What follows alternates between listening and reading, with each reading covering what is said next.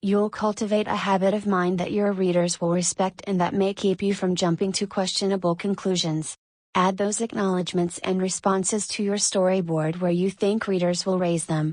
5.4.4 Establish the relevance of your reasons. Even experienced researchers find this last element of argument hard to grasp, harder to use, and even harder to explain. It is called a warrant.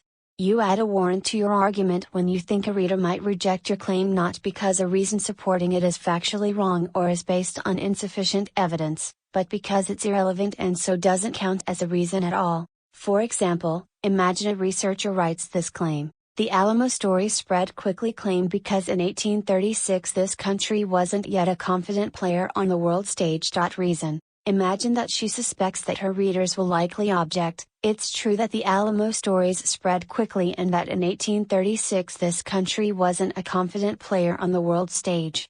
But I don't see how not being confident is relevant to the stories spreading quickly. The writer can't respond simply by offering more evidence that this country was not a confident player on the world stage or that the stories in fact spread quickly. Her reader already accepts both as true. Instead, she has to explain the relevance of that reason, why its truth supports the truth of her claim. To do that, she needs a warrant. 5.4.4.1 How a warrant works in casual conversation. Suppose you make this little argument to a new friend from a faraway land. It's 5 degrees below zero reason so you should wear a hat. Claim. To most of us, the reason seems obviously to support the claim and so needs no explanation of its relevance. But suppose your friend asks this odd question. So what if it is 5 degrees below? Why does that mean I should wear a hat? That question challenges not the truth of the reason but its relevance to the claim. You might think it odd that anyone would ask that question, but you could answer with a general principle. Well, when it's cold, people should dress warmly. That sentence is a warrant. It states a general principle based on our experience in the world. When a certain general condition exists, we're justified in saying that a certain general consequence regularly follows. We think that the general warrant justifies our specific claim that our friend should wear a hat on the basis of our specific reason that it's 5 degrees below, because we're reasoning according to this principle of logic. If a general condition and its consequence are true, then specific instances of it must also be true. In more detail, it works like this. In the warrant, the general condition is it's cold. It regularly leads us to draw a general consequence: people should dress warmly. We state that as a true and general principle, when it's cold, people should dress warmly. The specific reason, it's 5 degrees below, is a valid instance of the general condition it's cold. The specific claim, you should wear a hat, is a valid instance of the general consequence, people should dress warmly. Since the general principle stated in the warrant is true and the reason and claim are valid instances of it, we're warranted to assert as true and valid the claim wear a hat. But now suppose 6 months later you visit your friend and he says this: it's above 80 degrees tonight, reason so wear a long-sleeved shirt. Claim. That might baffle you. How could the reason be relevant to the claim? You might imagine this general principle as a warrant. When it's a warm night, people should dress warmly. But that isn't true. And if you think the warrant isn't true, you'll deny that the reason supports the claim, because it's irrelevant to it. But suppose your friend adds this: around here, when it's a warm night, you should protect your arms from insect bites. Now the argument would make sense, but only if you believe all this. The warrant is true, the reason is true, the reason is a valid instance of the general condition, the claim is a valid instance of the general consequence. No unstated limitations or exceptions apply. If you believe all that, then you should accept the argument that when it's 80 degrees at night, it's a good idea to wear a long-sleeved shirt, at least at that time and place. We all know countless such principles, and we learn more every day. If we didn't, we couldn't make our way through our daily lives. In fact, we express our folk wisdom in the form of warrants, but we call them proverbs. When the cat's away, the mice will play. Out of sight, out of mind. Cold hands, warm heart. 5.4.4.2 How a warrant works in an academic argument. Here is a more scholarly example, but it works in the same way. Encyclopedias must not have been widely owned in early 19th century America, claim because wills rarely mentioned them. Reason. Assume the reason is true. There is lots of evidence that encyclopedias were in fact rarely mentioned in early 19th century wills. Even so, a reader might wonder why that statement is relevant to the claim. You may be right that most such wills didn't mention encyclopedias, but so what? I don't see how that is relevant to your claim that few people owned one. If a writer expects that question, he must anticipate it by offering a warrant, a general principle that shows how his reason is relevant to his claim. That warrant might be stated like this. When a valued object wasn't mentioned in early 19th century wills, it usually wasn't part of the estate. Warrant wills at that time rarely mentioned encyclopedias, reason so few people must have owned one. Claim. We would accept the claim as sound if and only if we believe the following. The warrant is true. The reason is both true and a valid instance of the general condition of the warrant. The claim is a valid instance of the general consequence of the warrant, and if the researcher feared that a reader might doubt any of those conditions, she would have to make an argument supporting it. But that's not the end of the problem. Is the warrant true always and without exception? Readers might wonder whether in some parts of the country wills mentioned only land and buildings, or whether few people made wills in the first place. If the writer thought that readers might wonder about such qualifications, she would have to make yet another argument showing that those exceptions don't apply. Now you can see why we so rarely settle arguments about complex issues. Even when we agree on the evidence, we can still disagree over how to reason about it. 5.4.4.3 Testing the relevance of a reason to a claim. To test the relevance of a reason to a claim, construct a warrant that bridges them. First, state the reason and claim, in that order. Here's the original reason and claim from the beginning of this section. In 1836, this country wasn't a confident player on the world stage, reason so the Alamo stories spread quickly. Claim. Now construct a general principle that includes that reason and claim. Warrants come in all sorts of forms, but the most convenient is the when-then pattern. This warrant covers the reason and claim. When a country lacks confidence in its global stature, it quickly embraces stories of heroic military events. We can formally represent those relationships as in Figure 5.1. Figure 5.1. Argument structure. To accept that claim, readers must accept the following. The warrant is true. The specific reason is true. The specific reason is a valid instance of the general condition side of the warrant. The specific claim is a valid instance of the general consequence side of the warrant. No limiting conditions keep the warrant from applying. If the writer thought that readers might deny the truth of that warrant or reason, she would have to make an argument supporting it. If she thought they might think the reason or claim wasn't a valid instance of the warrant, she'd have to make yet another argument that it was. As you gain experience, you'll learn to check arguments in your head, but until then you might try to sketch out warrants for your most debatable reasons. After you test a warrant, add it to your storyboard where you think readers will need it. If you need to support a warrant with an argument, outline it there. 5.4.4.4 Why warrants are especially difficult for researchers new to a field. If you're new in a field, you may find warrants difficult for these reasons. Advanced researchers rarely spell out their principles of reasoning because they know their colleagues take them for granted. New researchers must figure them out on their own. Warrants typically have exceptions that experts also take for granted and therefore rarely state, forcing new researchers to figure them out as well. Experts also know when not to state an obvious warrant or its limitations, one more thing new researchers must learn on their own. For example, if an expert wrote "It's early June, so we can expect that we'll soon pay more for gasoline," he wouldn't state the obvious warrant, "When summer approaches, gas prices rise." If you offer a well-known but rarely stated warrant, you'll seem condescending or naive. But if you fail to state one that readers need, you'll seem illogical. The trick is learning when readers need one and when they don't. That takes time and familiarity with the conventions of your field, so don't be dismayed if warrants seem confusing. They're difficult even for experienced writers. But knowing about them should encourage you to ask this crucial question: in addition to the truth of your reasons and evidence, will your readers see their relevance to your claim? If they might not, you must make an argument demonstrating it. 5.5 Distinguish arguments based on evidence from arguments based on warrants. Finally, it's important to note that there are two kinds of arguments that readers judge in different ways. One infers a claim from a reason and warrant. The claim in that kind of argument is believed to be certainly true. The other bases a claim on reasons based on evidence.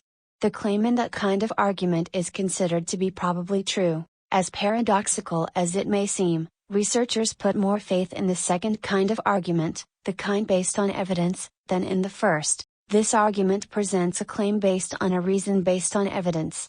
Needle exchange programs contribute to increased drug usage. Claim when their participants realize that they can avoid the risk of disease from infected needles, they feel encouraged to use more drugs. Reason. A study of those who participated in one such program reported that 34% of the participants increased their use of drugs from 1.7 to 2.1 times a week because they said they felt protected from needle-transmitted diseases. Evidence. If we consider the evidence to be both sound and sufficient, then the claim seems reasonable, though by no means certain, because someone might find new and better evidence that contradicts the evidence offered here. This next argument makes the same claim based on the same reason, but the claim is supported not by evidence but by logic.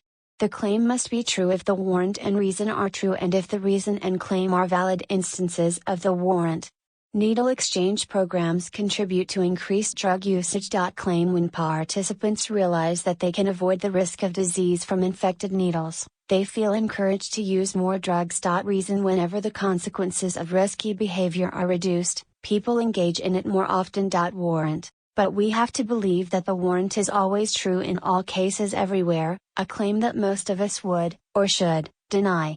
Few of us drive recklessly because cars have seat belts and collapsible steering columns. All arguments rely on warrants, but readers of a research argument are more likely to trust a claim when it's not inferred from a principle but rather based on evidence, because no matter how plausible general principles seem, they have too many exceptions, qualifications, and limitations. Those who make claims based on what they think are unassailable principles too often miss those complications, because they are convinced that their principles must be right regardless of evidence to the contrary, and if their principles are right, so are their inferences. Such arguments are more ideological than factual. So support your claims with as much strong evidence as you can, even when you think you have the power of logic on your side. Add a warrant to nail down an inference, but base the inference on evidence as well. 5.6 Assemble an argument. Here is a small argument that fits together all 5 parts. TV aimed at children can aid their intellectual development, but that contribution has been offset by a factor that could damage their emotional development, too much violence. Claim parents agree that example is an important influence on a child's development. That's why parents tell their children stories about heroes. It seems plausible, then, that when children see degrading behavior, they will be affected by it as well. In a single day, children see countless examples of violence. Reason. Every day, the average child watches almost 4 hours of TV and sees about 12 acts of violence. Evidence. Tarnov has shown that children don't confuse cartoon violence with real life. Acknowledgement of alternative point of view, but that may make children more vulnerable to violence in other shows. If they only distinguish between cartoons and people, they may think real actors engaged in graphic violence represent real life. Response. We cannot ignore the possibility that TV violence encourages the development of violent adults. Claim restated. Most of those elements could be expanded to fill many paragraphs. Arguments in different fields look different, but they all consist of answers to just these 5 questions. What are you claiming? What are your reasons? What evidence supports your reasons? But what about other points of view? What principle makes your reasons relevant to your claim? Your storyboard should answer those questions many times. If it doesn't, your report will seem incomplete and unconvincing. 6. Planning a first draft. 6.1 Avoid unhelpful plans. 6.2 Create a plan that meets your reader's needs. 6.2.1 Converting a storyboard into an outline. 6.2.2 Sketch a working introduction. 6.2.3 Identify key terms expressing concepts that unite the report and distinguish its parts. 6.2.4 Use key terms to create subheads that uniquely identify each section. 6.2.5 Order your reasons. 6.2.6 Make your order clear with transitional words. 6.2.7 Sketch a brief introduction to each section and subsection. 6.2.8 For each section, sketch in evidence, acknowledgments, warrants, and summaries. 6.2.9 Sketch a working conclusion. 6.3 File away leftovers. Once you assemble your argument, you might be ready to draft it. But experienced writers know that the time they invest in planning a draft more than pays off when they write it. To draft effectively, though, you need more than just the elements of a sound argument, you need a plan to assemble them into a coherent one. Some plans, however, are better than others. 6.1 Avoid unhelpful plans. Avoid certain approaches. 1. Do not organize your report as a narrative of your project, especially not as a mystery story with your claim revealed at the end.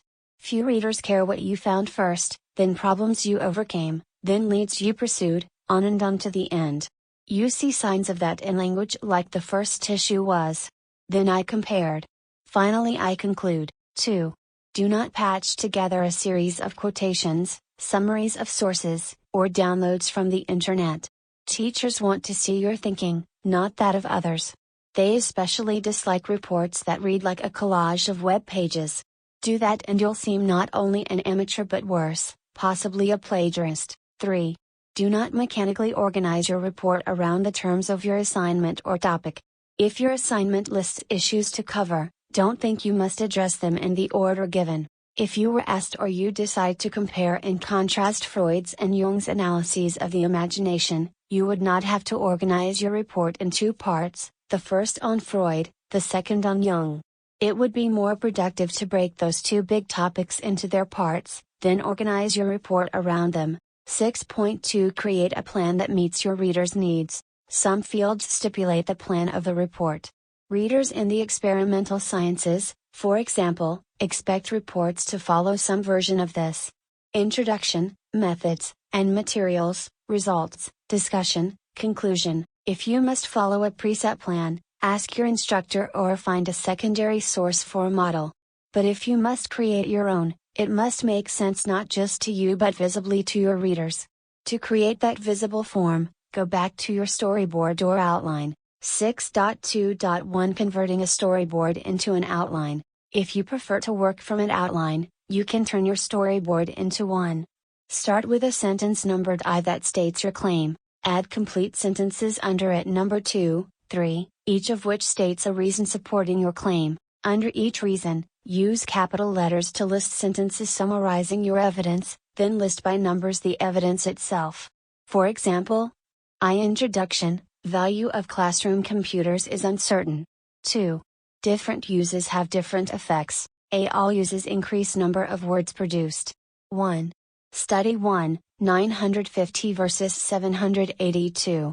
Study 2 to 1, 103 versus 922. B labs allow students to interact. 3. Studies show limited benefit on revision.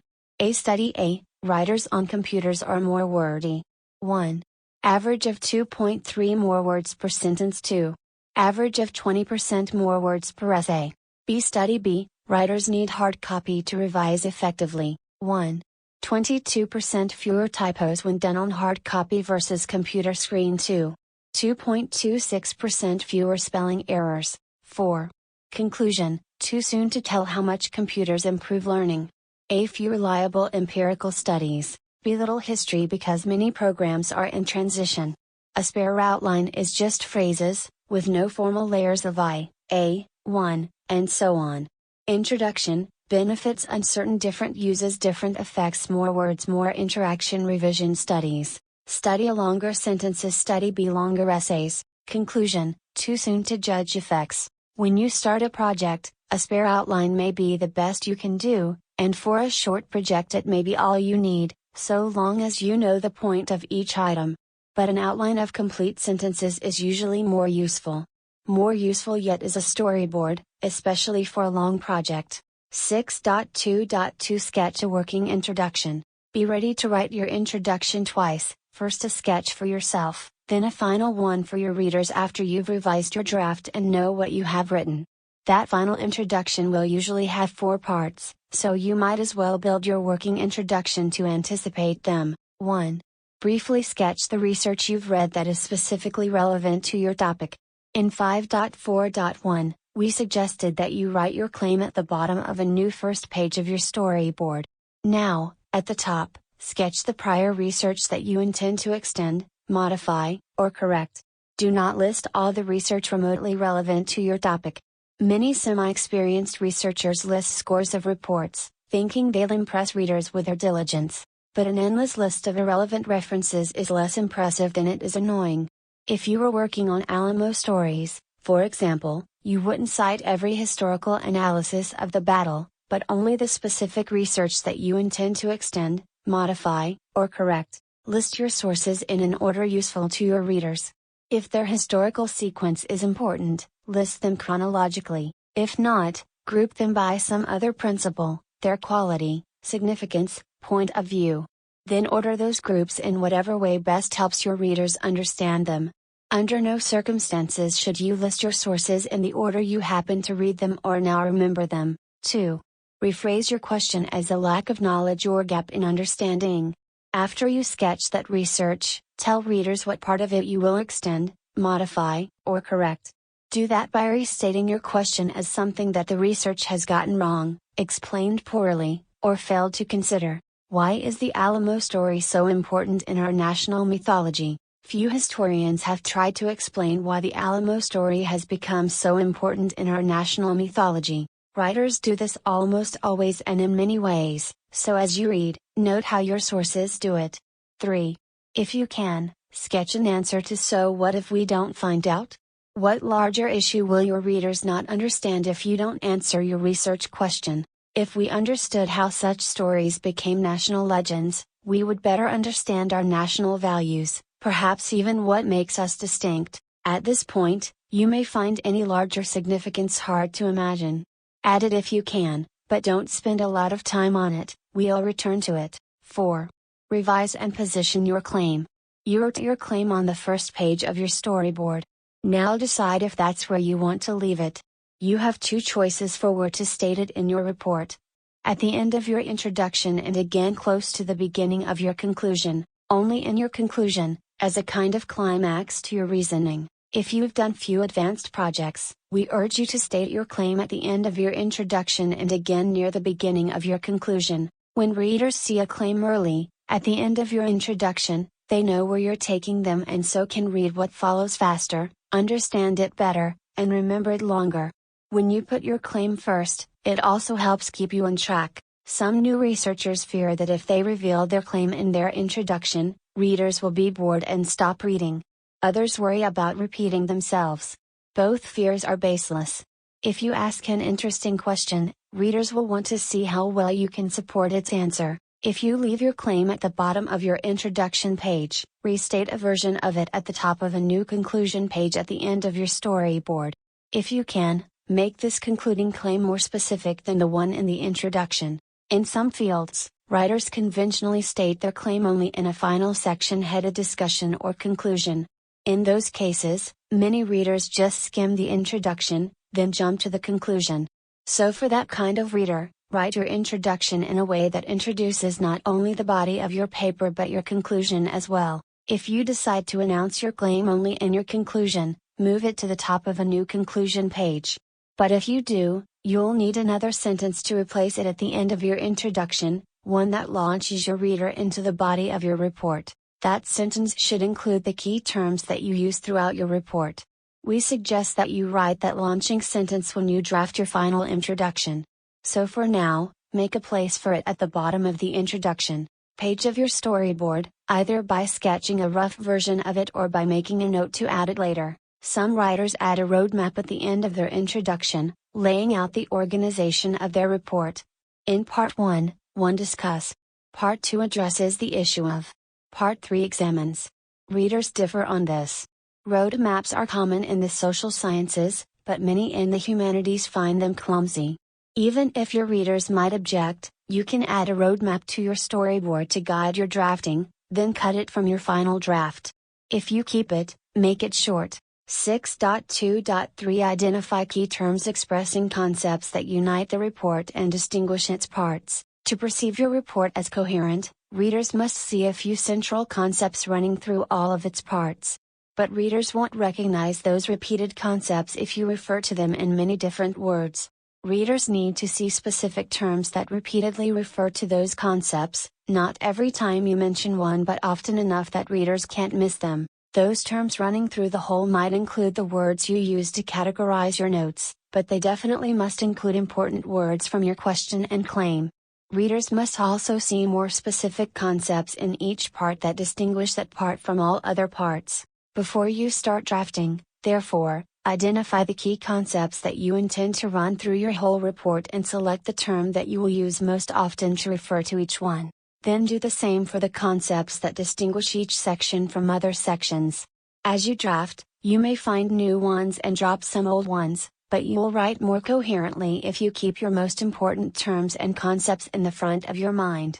Here is a specific method to identify the global concepts that unite the whole report. 1.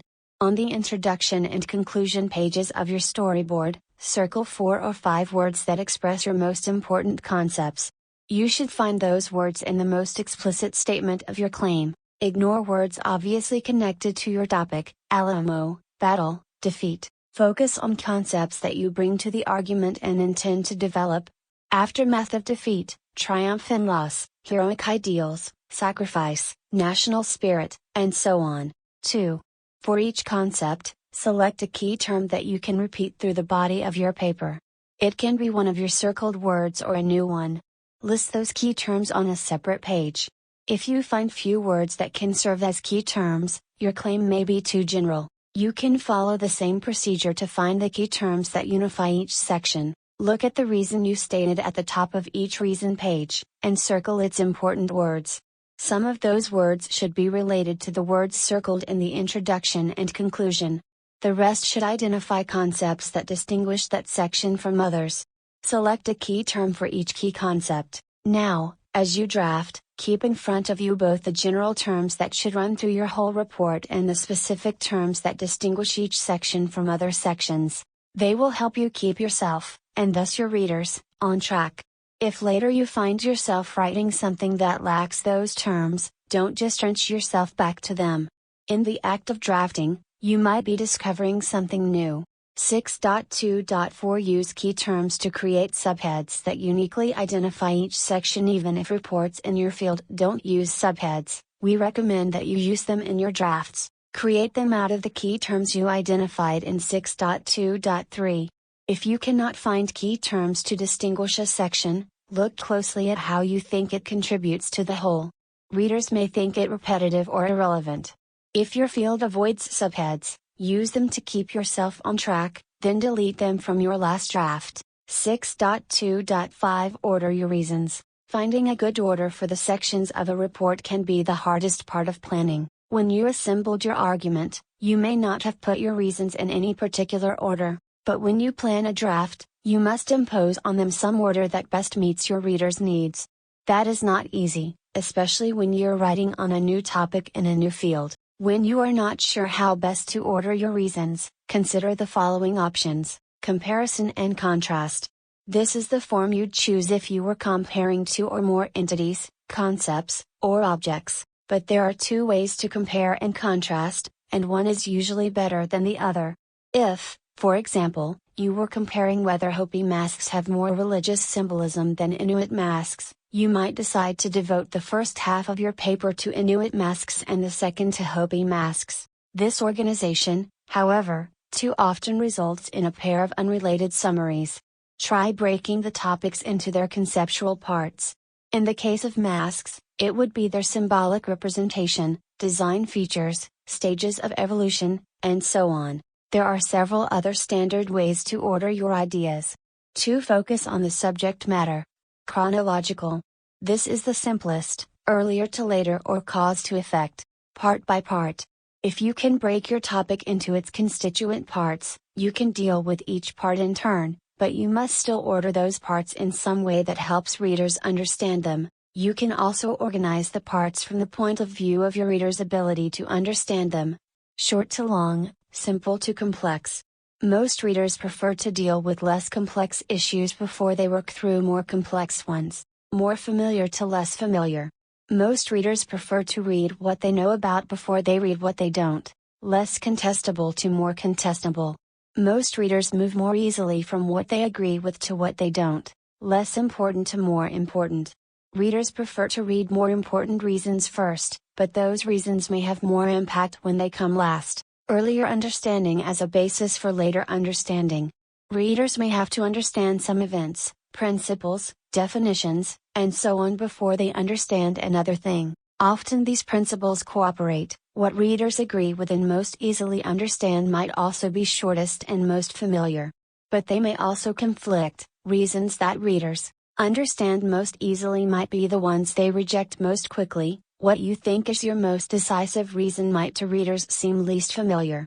No rules here, only principles of choice. Whatever order you choose, it should reflect your reader's needs, not the order that the material seems to impose on itself, and least of all the order in which ideas occurred to you. 6.2.6 Make your order clear with transitional words. Be certain that your readers can recognize the order you chose.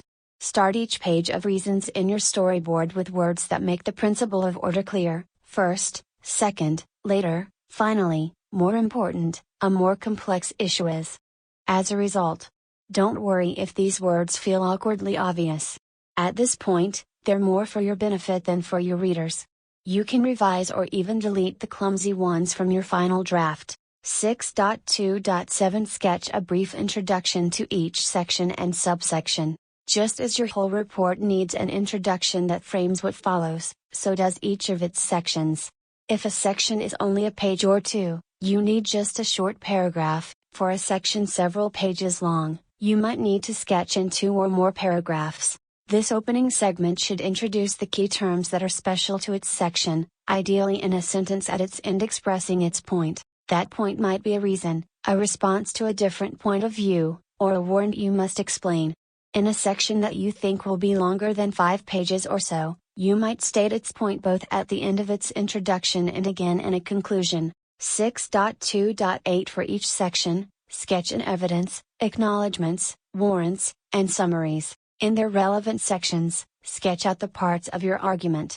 Remember that many of those parts will themselves make a point that must be supported by smaller arguments. 6.2.8.1 Evidence.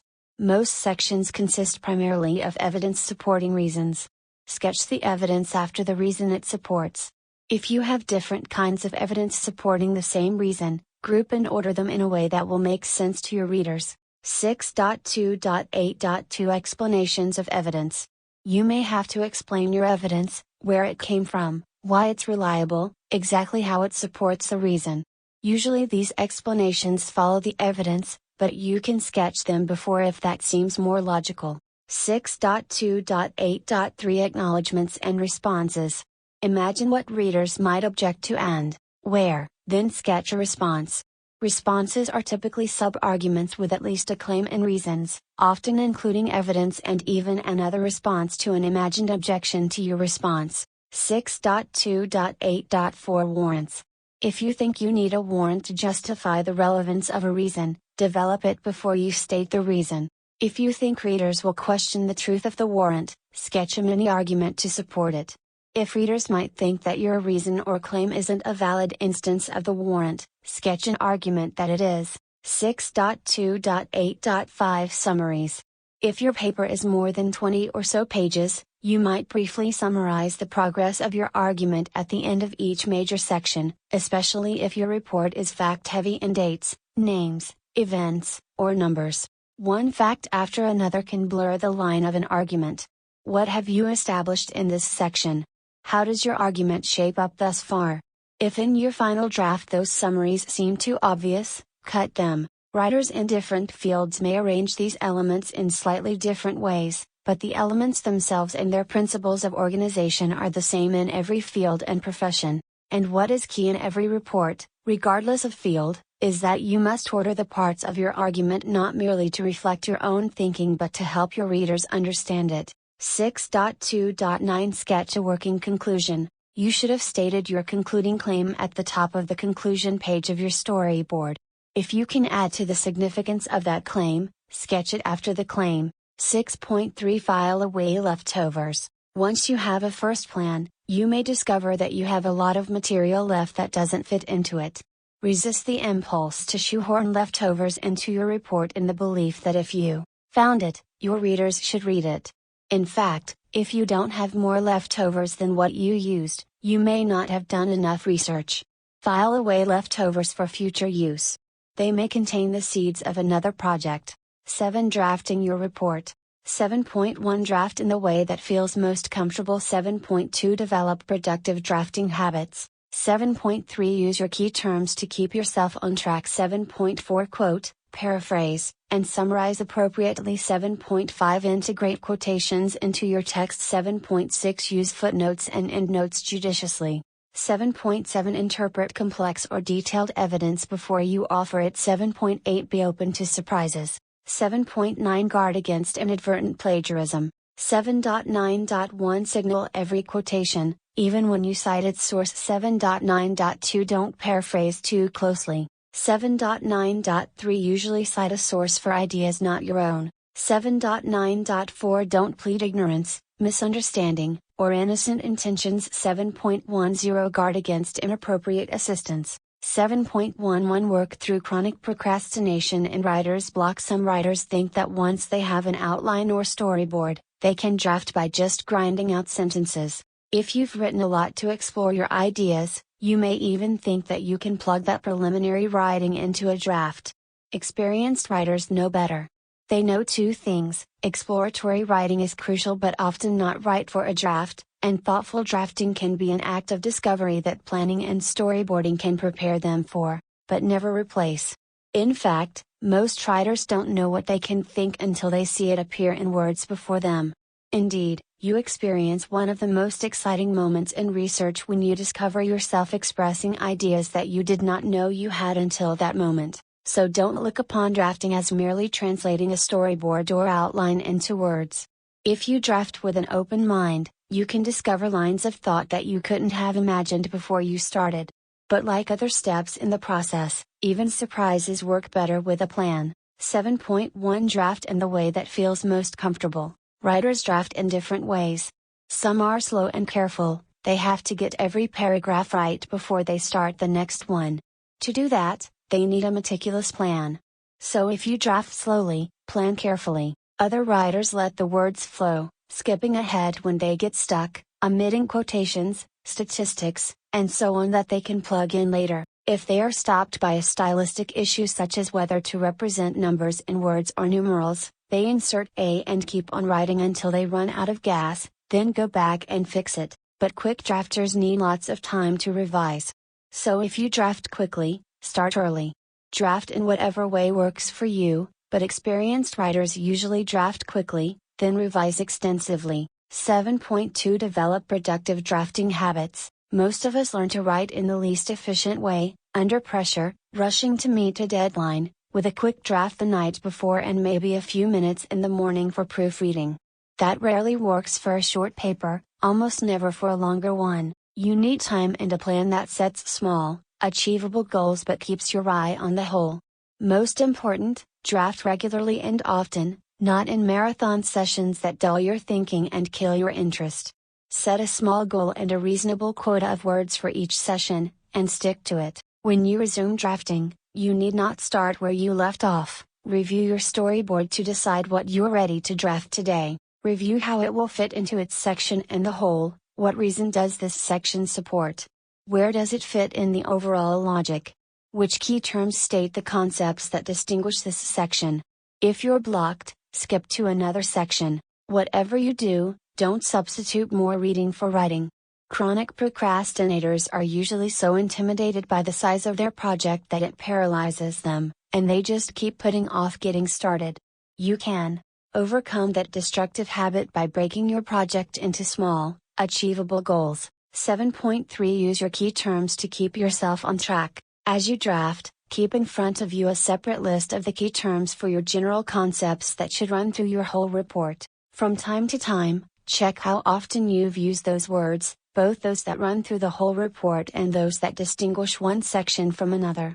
But don't let those words stifle fresh thinking. If you find yourself wondering, Let yourself go for a while. You may be developing an interesting idea. Follow it until you see where it takes you. 7.4 Quote, paraphrase, and summarize appropriately. We covered this issue when we discussed note-taking. You should build most of your report out of your own words that reflect your own thinking. Much of the support for that thinking will be in quotations, paraphrases, and summaries. Different fields, however, use them in different proportions. In general, researchers in the humanities quote most often, social and natural scientists typically paraphrase and summarize. But you must decide each case for itself, depending on how you use the information in your argument. Here are some principles. Summarize when details are irrelevant or a source isn't important enough to warrant more space. Paraphrase when you can state what a source says more clearly or concisely than the source, or when your argument depends on the details of a source but not on its specific words. Quote for these purposes. The exact wording constitutes evidence that backs up your reasons. A passage states a view that you disagree with, and to be fair you want to state it exactly. The quoted words are from an authority who backs up your view. The quoted words are strikingly original. The quoted words express your key concepts so compellingly that the quotation can frame the rest of your discussion. You must balance quotations, paraphrases, and summaries with your own fresh ideas. Do not merely repeat, or worse, download, words and ideas of others and stitch them together with a few sentences of your own. All teachers have ground their teeth over such reports, dismayed by their lack of original thinking. In an advanced project such as a thesis or dissertation, readers reject a patchwork of borrowings out of hand. Readers value research only to the degree that they trust its sources. So for every summary, paraphrase, or quotation you use, cite its bibliographic data in the appropriate citation style. 7.5 Integrate quotations into your text. You can insert quotations into your text in two ways. Run 4 or fewer quoted lines into your running text. Set off 5 or more lines as an indented block. You can integrate both run-in and block quotations into your text in two ways. 1. Drop in the quotation as an independent sentence or passage, introduced with a few explanatory words. But avoid introducing all of your questions with just a says, states, claims, and so on.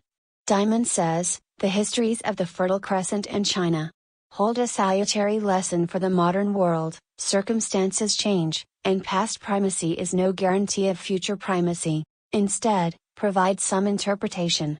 Diamond suggests that one lesson we can learn from the past is not to expect history to repeat itself. The Histories of the Fertile Crescent and China hold a salutary lesson for the modern world. 2. Weave the grammar of the quotation into the grammar of your sentence. Political leaders should learn from history, but Diamond points out that the lesson for the modern world in the history of the Fertile Crescent and China is that circumstances change, and past primacy is no guarantee of future primacy. So one lesson from history is that you can't count on it to repeat itself. To make a quoted sentence mesh with yours, you can modify the quotation, so long as you don't change its meaning and you clearly indicate added or changed words with square brackets and deletions with 3 dots. This sentence quotes the original intact. Posner focuses on religion not for its spirituality but for its social functions. A notable feature of American society is religious pluralism, and we should consider how this relates to the efficacy of governance by social norms in view of the historical importance of religion as both a source and enforcer of such norms. This version modifies the quotation to fit the grammar of the writer's sentence. In his discussion of religious pluralism, Posner says of American society that a notable feature is religious pluralism. We should consider how its social norms affect the efficacy of governance. In view of the historical importance of religion as both a source and enforcer of such norms, when you refer to a source the first time, use his or her full name. Do not precede it with Mr., Mrs., Ms., or Professor. When you mention a source thereafter, use just the last name. According to Steven Pinker, claims about a language instinct have virtually nothing to do with possible genetic differences between people. Pinker goes on to claim that, except when referring to kings, queens, and popes, never refer to a source by his or her first name. Never this. According to Steven Pinker, claims about a language instinct. Steven goes on to claim that, 7.6 Use footnotes and endnotes judiciously. If you are using bibliography-style citations, you will have to decide as you draft how to use footnotes and endnotes. You must cite every source in a note, of course, but you may also decide to use footnotes and endnotes for substantive material that you don't want to include in the body of your text but also don't want to omit. If you cite sources in endnotes, put substantive material in footnotes. Otherwise, you force readers to keep flipping to the back of your report to check every endnote to see whether it is substantive or bibliographical. Use substantive footnotes sparingly. If you create too many, you risk making your pages look choppy and broken up. In any event, keep in mind that many readers ignore substantive footnotes on the principle that information not important enough for you to include in the text is not important enough for them to read in a footnote.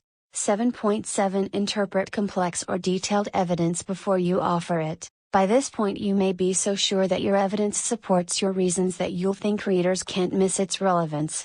But evidence never speaks for itself, especially not a long quotation, an image, a table, or a chart.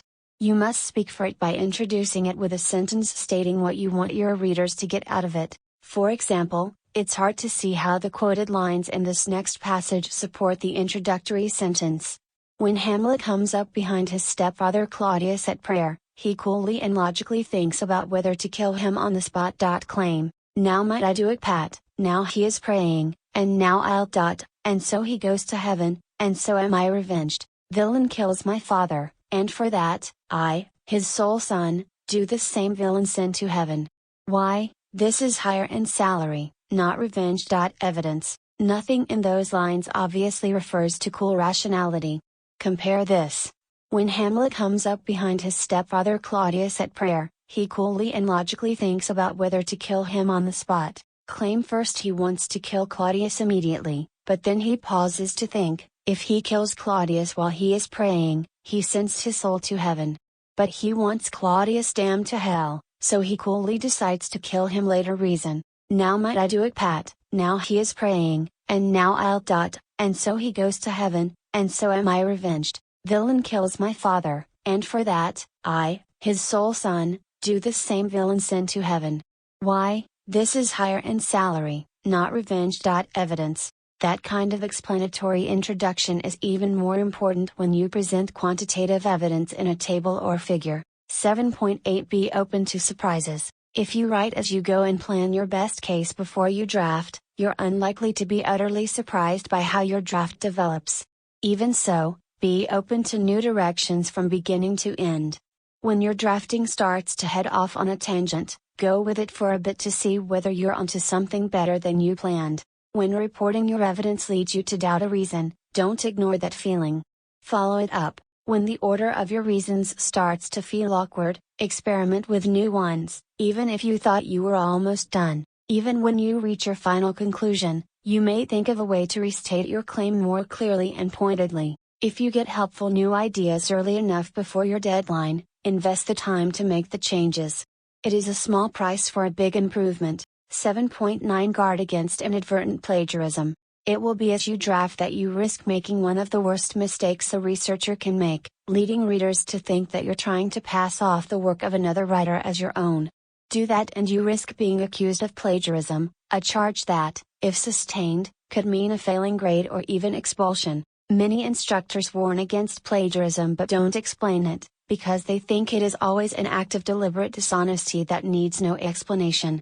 And to be sure, students know they cheat when they put their name on a paper bought online or copied from a fraternity or sorority file. Most also know they cheat when they pass off as their own page after page copied from a source or downloaded from the internet. For those cases, there's nothing to say beyond don't. But many students fail to realize that they risk being charged with plagiarism even if they were not intentionally dishonest but only ignorant or careless. You run that risk when you give readers reason to think that you've done one or more of the following. You cited a source but used its exact words without putting them in quotation marks or in a block quotation. You paraphrased a source and cited it, but in words so similar to those of your source that they are almost a quotation. Anyone could see that you were following the source word for word as you paraphrased it. You used ideas or methods from a source but failed to cite it. 7.9.1 Signal every quotation, even when you cite its source. Even if you cite your source, readers must know which words are yours and which you quote. You risk the charge of plagiarism if you fail to use quotation marks or a block quotation to signal that you have copied as little as a single line of words. It gets complicated, however, when you copy just a few words. Read this. Because technology begets more technology, the importance of an invention's diffusion potentially exceeds the importance of the original invention. Technology's history exemplifies what is termed an autocatalytic process, that is, one that speeds up at a rate that increases with time, because the process catalyzes itself. If you were writing about Jared Diamond's ideas, you would probably have to use some of his words, such as the importance of an invention. But you wouldn't put that phrase in quotation marks, because it shows no originality of thought or expression. Two of his phrases, however, are so striking that they do require quotation marks: technology begets more technology and autocatalytic process. For example, the power of technology goes beyond individual inventions because technology begets more technology. It is, as Diamond puts it, an autocatalytic process. Once you cite those words, you can use them again without quotation marks or citation. As one invention begets another one and that one still another, the process becomes a self-sustaining catalysis that spreads exponentially across all national boundaries. This is a gray area. Words that seem striking to some readers are commonplace to others. If you use quotation marks for too many common phrases, readers might think you're naive or insecure, but if you fail to use them when readers think you should, they may suspect you're trying to take credit for language and ideas not your own. Since it's better to seem naive than dishonest, especially early in your research career, use quotation marks freely. 7.9.2 Don't paraphrase too closely. You paraphrase appropriately when you represent an idea in your own words more clearly or pointedly than the source does. But readers will think that you cross the line from fair paraphrase to plagiarism if they can match your words and phrasing with those of your source. For example, these next sentences plagiarize the two sentences you just read. Booth, Coulomb, and Williams claim that appropriate paraphrase is the use of one's own words to represent an idea to make a passage from a source clearer or more pointed. Readers can accuse a student of plagiarism, however, if his paraphrase is so similar to its source that someone can match words and phrases in the sentence with those in that source. This next paraphrase borders on plagiarism. Appropriate paraphrase rewrites a passage from a source into one's own words to make it clearer or more pointed. Readers think plagiarism occurs when a source is paraphrased so closely that they see parallels between words and phrases. This paraphrase does not plagiarize. According to Booth, Coulomb, and Williams, paraphrase is the use of your own words to represent the ideas of another more clearly. It becomes plagiarism when readers see a word-for-word similarity between a paraphrase and a source. To avoid seeming to plagiarize by paraphrase, don't read your source as you paraphrase it. Read the passage, look away, think about it for a moment, then, still looking away, paraphrase it in your own words. Then check whether you can run your finger along your sentence and find the same ideas in the same order in your source. If you can, so can your readers.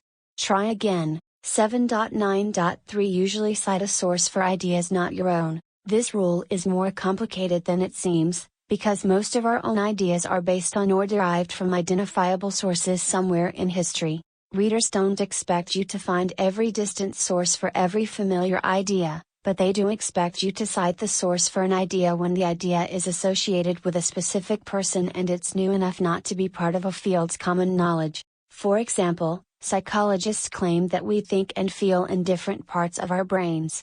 But no reader would expect you to cite that idea, because it's no longer associated with a specific source and it's so familiar that no one would think you implied that it was yours. On the other hand, some psychologists argue that emotions are crucial to rational decision-making. That idea is so new and so closely tied to particular researchers that you'd have to cite them. The principle is this: cite a source for an idea not your own whenever an informed reader might think you're implying that it is your own. Though that seems black and white, it has a big gray area in the middle. When in doubt, check with your instructor. 7.9.4 Don't plead ignorance, misunderstanding, or innocent intentions. To be sure, what looks like plagiarism is often just honest ignorance of how to use and cite sources. Some students may have gone to school in parts of the world in which very different expectations govern using other writers' work. Other students sincerely believe that they don't have to cite material they have downloaded from the internet if that material is free and publicly available. But they're wrong. The fact that it's public or free is irrelevant. You must cite anything you use that was created by someone else. Many students defend themselves by claiming they didn't intend to mislead. The problem is, we read words, not minds. So think of plagiarism not as an intended act but as a perceived one. Avoid any sign that might give your readers any reason to suspect you of it. Whenever you submit a paper with your name on it, you implicitly promise that its research, reasoning, and wording are yours, unless you specifically attribute to someone else. Here is the best way to think about this. If the person whose work you used read your report, would she recognize any of it as hers, including paraphrases and summaries, or even general ideas or methods from her original work? If so, you must cite those borrowings. 7.10 Guard against inappropriate assistance. Experienced writers regularly show their drafts to others for criticism and suggestions, and you should too. But instructors differ on how much help is appropriate and what help students should acknowledge. When you get help, ask 2 questions. 1. How much help is appropriate? For a class paper, most instructors encourage students to get general criticism and minor editing, but not detailed rewriting or substantive suggestions. For a thesis, dissertation, or work submitted for publication, writers get all the help they can from teachers, reviewers, and others so long as they don't become virtual ghostwriters. Between those extremes is a gray area. Ask your instructor where she draws the line, then get all the help you can on the right side of it. 2. What help must you acknowledge in your report? For a class paper, you usually aren't required to acknowledge general criticism, minor editing, or help from a school writing tutor, but you must acknowledge help that's special or extensive. Your instructor sets the rules, so ask. For a thesis, dissertation, or published work, you're not required to acknowledge routine help, though it's courteous and often politic to do so in a preface. But you must acknowledge special or extensive editing and cite in a note major ideas or phrases provided by others. 7.11 Work through chronic procrastination and writer's block. If you can't seem to get started on a first draft, or if you struggle to draft more than a few words, you may have writer's block. Some cases arise from serious anxieties about school and its pressures. If that might be you, see a counselor. But most cases have causes you can address. You may be stuck because you have no goals or have goals that are too high. If so, create a routine and set small, achievable goals. Do not be reluctant to use devices to keep yourself moving, such as a progress chart or regular meetings with a writing partner. You may feel so intimidated by the size of the task that you don't know where to begin. If so, follow our suggestions about dividing the process into small, achievable tasks, then focus on doing one small step at a time. Don't dwell on the whole task until you've completed several small parts. You may feel that you have to make every sentence or paragraph perfect before you move on to the next one. If so, tell yourself you're not writing a draft but only sketching out some ideas, then grit your teeth and do some quick and dirty writing to get yourself started. Next time you can avoid some of this obsession with perfection if you write along the way as you research, reminding yourself that you aren't writing a first draft. And in any event, we all have to compromise on perfection to get the job done. If you have problems like these with most of your writing projects, go to the Student Learning Center. There are people there who have worked with every kind of procrastinator and blocked writer and can give you advice tailored to your problem. On the other hand, some cases of writer's block may really be opportunities to let your ideas simmer in your subconscious while they combine and recombine into something new and surprising. If you're stuck but have time, do something else for a day or two. Then return to the task to see if you can get back on track. 8. Presenting evidence in tables and figures. 8.1 Choose verbal or visual representations. 8.2 Choose the most effective graphic. 8.3 Design tables and figures. 8.3.1 Frame each graphic to help your readers understand it. 8.3.2 Keep the image as simple as its content allows. 8.3.3 Follow guidelines for tables, bar charts, and line graphs. 8.4 Communicate data ethically. If your data are in the form of numbers, most readers grasp them more easily if you present them graphically. But you face many choices of graphic forms, and some forms will suit your data and message better than others. In this chapter, we show you how to choose the right graphic form and design it so that readers can see both what your data are and how they support your argument. 8.1 Choose verbal or visual representations. Ordinarily, present quantitative data verbally when they include only a few numbers. Present them graphically when most of your evidence is quantitative or you must communicate a large set of data. But when the data are few and simple, readers can grasp them as easily in a sentence as in a table like Table 8.1. In 1996, on average, men earned $32,144 a year, women $23,710, a difference of $8,434. Table 8.1. Male-female salaries, 1996. Table 8.2. Changes in family structure, 1970, 2000. But if you present more than 4 or 5 numbers in a passage, readers will struggle to keep them straight, particularly if they must compare them, like this. Between 1970 and 2000, the structure of families changed in 2 ways. In 1970, 85% of families had 2 parents, but by 1980 that number had declined to 77%, then to 73% by 1990 and to 68% by 2000. The number of one-parent families rose, particularly families headed by a mother. In 1970, 11% of families were headed by a single mother.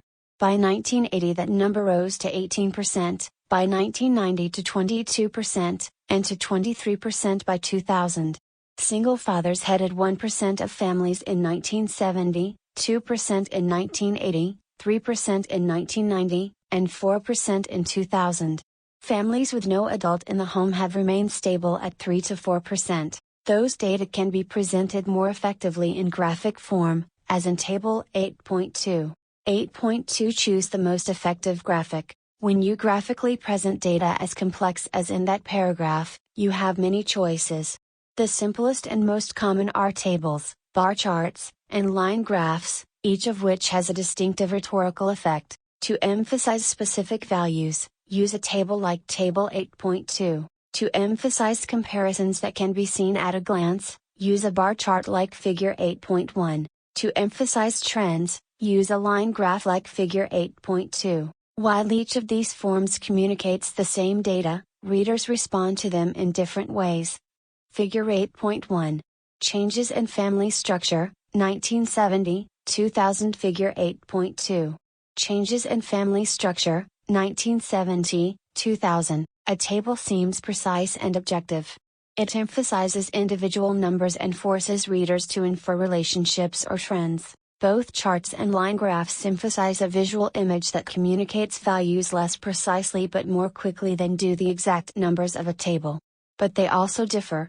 A bar chart emphasizes comparisons among discrete items. A line graph emphasizes trends, usually over time.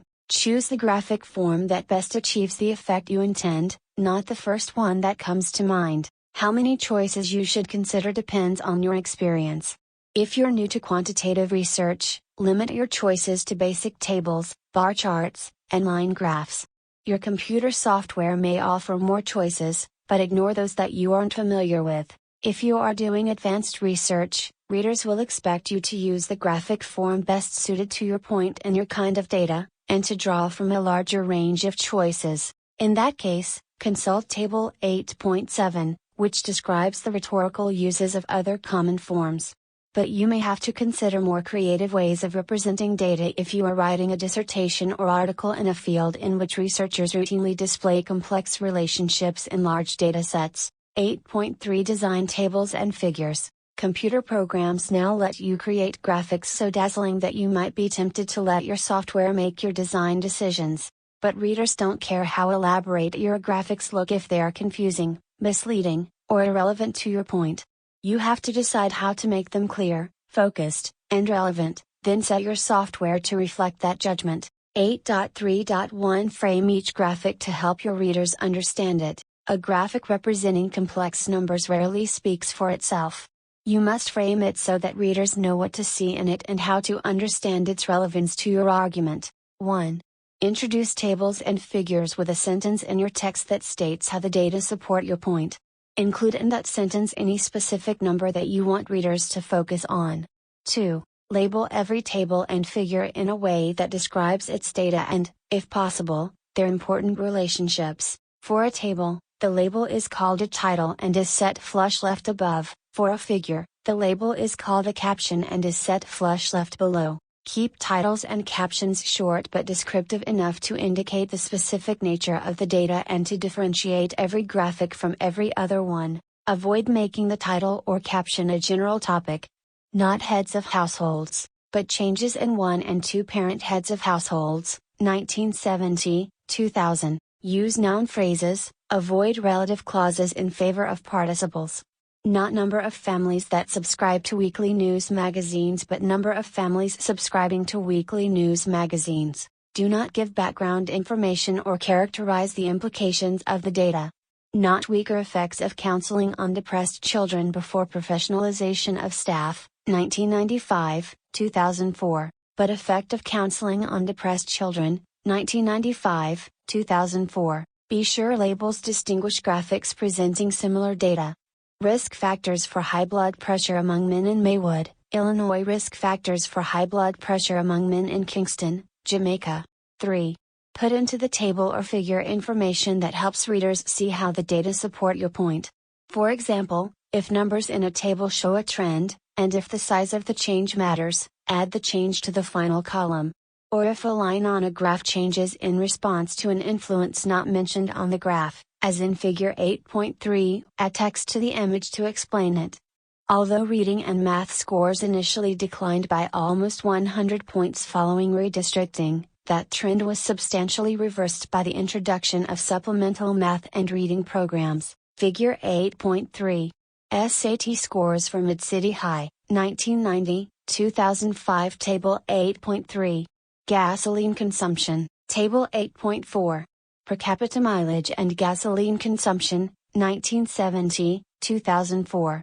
Highlight the part of the table or figure that you want readers to focus on, particularly any number or relationship mentioned in the sentence introducing the table or figure. For example, we have to study Table 8.3 closely to see how it supports the following introductory sentence. Most predictions about gasoline consumption have proved wrong. We need another sentence explaining how the numbers relate to the claim, a more informative title, and visual help that focuses us on what to look for. Gasoline consumption did not grow as many had predicted.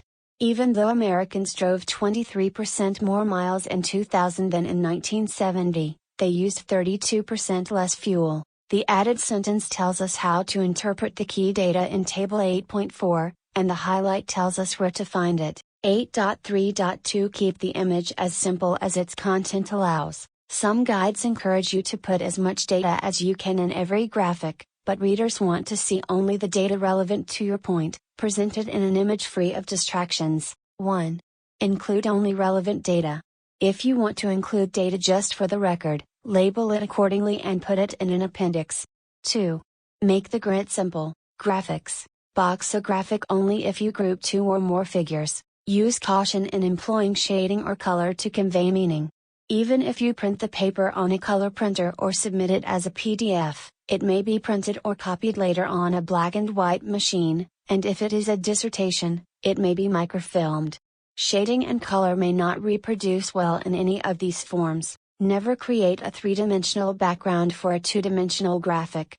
The added depth contributes nothing and can distort how readers judge values. Plot data on 3 dimensions only when you cannot display the data in any other way and your readers are familiar with such graphs, tables. Never use both horizontal and vertical lines to divide columns and rows. Use light gray lines if you want to direct your readers' eyes in one direction to compare data or if the table is unusually complex. But avoid using gray lines or shading in anything that will be microfilmed, because the photographed image may be blurred. For tables with many rows, lightly shade every fifth row. Do not use a font size smaller than 9 points for a document that will be microfilmed. Smaller fonts will be illegible. Charts and graphs. Use grid lines only if the graphic is complex or readers need to see precise numbers.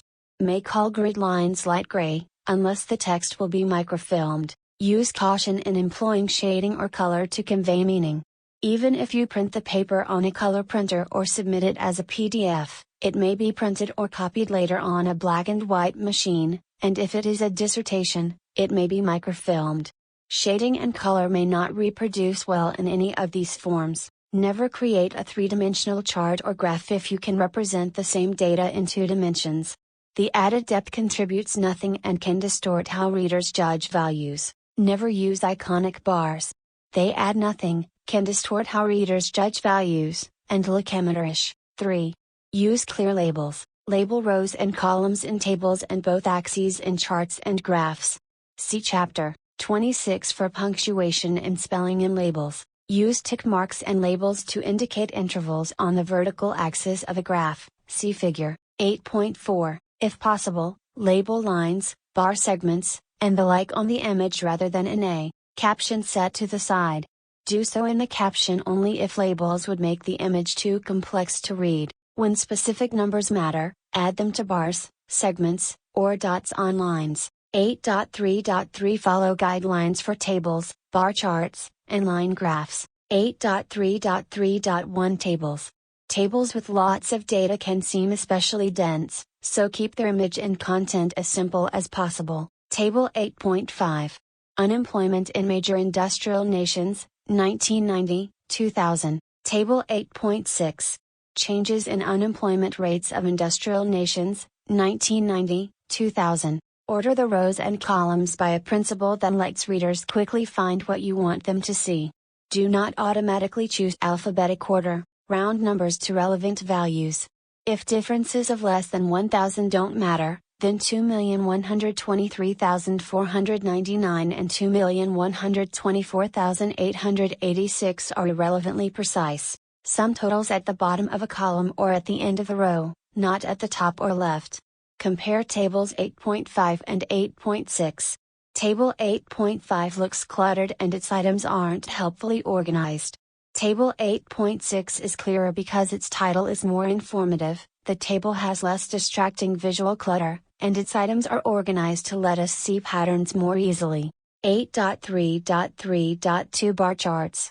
Bar charts communicate as much by image as by specific numbers. Bars that seem to be arranged in no pattern imply no point, so if possible, group and arrange bars to give readers an image of an order that matches your point. For example, look at Figure 8.4 in the context of the explanatory sentence before it. The items are listed alphabetically, an order that doesn't help readers see the point. In contrast, Figure 8.5 supports the claim with a coherent image. Most of the desert area in the world is concentrated in North Africa and the Middle East. Figure 8.4. World's 10 largest deserts. Most of the desert area in the world is concentrated in North Africa and the Middle East. Figure 8.5. World distribution of large deserts. In standard bar charts, each bar represents 100% of a whole. But sometimes it helps readers if they can see specific values for parts of the whole. You can do that in either of 2 ways. A stacked bar chart subdivides the bars into proportional parts, as in the chart on the left in Figure 8.6. A grouped bar chart uses a separate bar for each part of the whole but groups the bars, as in the chart on the right in Figure 8.6. Use stacked bars only when it's more important to compare whole values than it is to compare their segments. Readers, however, can't easily gauge proportions by eye alone, so if you do use stacked bars, do this. Arrange segments in a logical order. If possible, put the largest segment at the bottom in the darkest shade. Label segments with specific numbers and connect corresponding segments with gray lines to help clarify proportions. Figure 8.6. Stacked bar chart compared to grouped bar chart. Figure 8.7 shows how a stacked bar chart is more readable when irrelevant segments are eliminated and those kept are logically ordered and fully labeled. Figure 8.7. Stacked bar charts showing generators of nuclear energy, 1980, 1999. A grouped bar chart makes it easy for readers to compare parts of a whole, but difficult for them to compare different wholes because they must do mental arithmetic. If you group bars because the segments are more important than the wholes, do this. Arrange groups of bars in a logical order, if possible, put bars of similar size next to one another, label groups with the number for the whole, either above each group or below the labels on the bottom. Most data that fit a bar chart can also be represented in a pie chart. It is a popular choice in magazines, tabloids, and annual reports, but it's harder to read than a bar chart, and it invites misinterpretation because readers must mentally compare proportions of segments whose size is hard to judge in the first place. Most researchers consider them amateurish. Use bar charts instead. 8.3.3.3 Line graphs. Because a line graph emphasizes trends, readers must see a clear image to interpret it correctly. To create a clear image, do the following. Choose the variable that makes the line go in the direction, up or down, that supports your point. If the good news is a reduction in high school dropouts, you can more effectively represent the same data as an increase in retention. Plot more than 6 lines on one graph only if you cannot make your point in any other way. Do not depend on different shades of gray to distinguish lines, as in Figure 8. When you create a line graph from only a few values, the lines will be less precise. So if you plot fewer than 10 values, indicate that by adding a dot at each data point, as in Figure 8.9. If those values are relevant, you can add numbers above the dots. Do not add dots to lines plotted from 10 or more data points. Compare Figure 8.8 and Figure 8.9. Beyond its general story, Figure 8.8 is harder to read because the shades of gray do not distinguish the lines well and because our eyes have to flick back and forth to connect lines with variables and their numbers.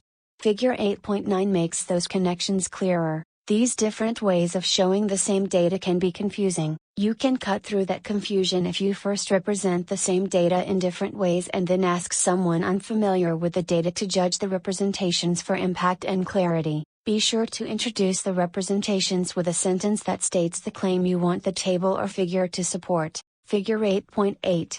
Foreign-born residents in the United States, 1870, 1990. Figure 8.9.